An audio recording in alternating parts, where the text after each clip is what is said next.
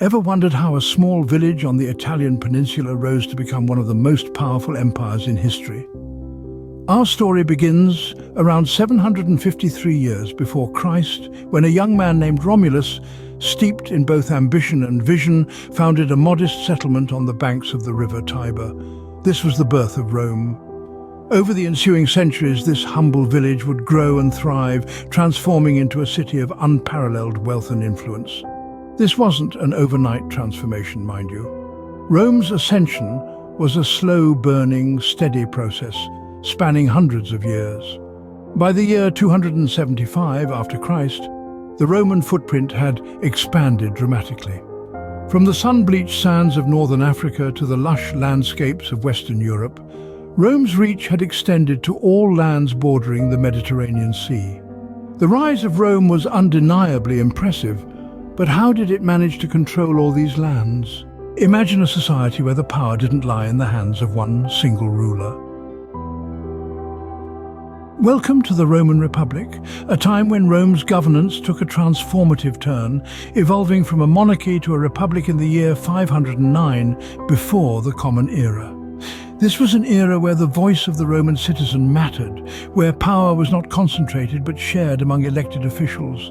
The Republic was a beacon of democratic governance, functioning effectively for centuries. But as Rome expanded, the strain of military involvement began to take its toll. The Republic struggled to maintain control, and the power dynamics began to shift. The year 44 before the Common Era marked a significant turning point. A man named Julius Caesar, a military genius, was appointed as a permanent dictator, effectively putting an end to the Republic's democratic principles. But the Republic was not to last, and a single man's ambition led to its downfall. The Republic was dead, long live the Empire. This was the dawn of the Roman Empire. In the wake of Julius Caesar's assassination in 44 BC, the Roman Republic was thrust into a tumultuous period of civil wars. The power vacuum left behind by Caesar's demise was quickly filled by his adopted son, Gaius Octavius Thurinus, better known by his imperial name, Augustus. In 27 BC, Augustus emerged victorious from the chaos, effectively marking the end of the Roman Republic and the commencement of the Roman Empire. Under Augustus, Rome experienced a phase of peace and prosperity known as Pax Romana, or Roman peace, that lasted for over 2 centuries. This period was characterized by significant advancements in architecture, literature, and governance, solidifying Rome's position as a beacon of civilization in the ancient world. However, Rome's greatest extent was not achieved under Augustus, but under Emperor Trajan in AD 117. From the deserts of Africa to the forests of Britain, the Roman Empire was a vast expanse of diverse cultures and landscapes. Its influence was immense, and its legacy enduring. Yet, as the saying goes, all that glitters is not gold. Beneath the veneer of grandeur, the Roman Empire was plagued with problems. Economic troubles began to surface, largely due to the empire's over-reliance on slave labor. Slaves were used in every aspect of society, from agriculture to entertainment, and this reliance on an enslaved workforce stifled technological advancement and economic development. Furthermore, the size of the empire itself posed a logistical nightmare. The sheer scale made it increasingly difficult to govern effectively, leading to corruption, political instability, and eventually civil unrest. The decline of the Roman Empire was a slow and tortuous process that spanned several centuries.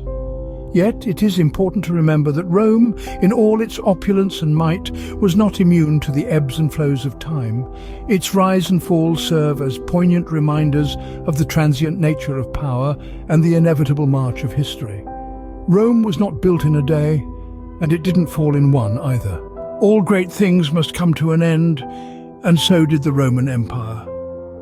A pivotal moment in history was the fall of the Western Roman Empire in 476 AD. This event marks a significant threshold, traditionally denoting the end of the classical world and the commencement of the Middle Ages. The reasons for Rome's downfall are many and complex, ranging from military failures and political corruption to economic instability and societal decay. The once mighty empire which had thrived for centuries was left in ruins, Yet the spirit of Rome didn't entirely vanish. The Eastern Roman Empire, sometimes referred to as the Byzantine Empire, endured. It continued to preserve the traditions of Rome, standing as a bulwark against the tides of time until 1453. Thus ended more than 1,000 years of Roman dominance, but its legacy continues to influence our world today.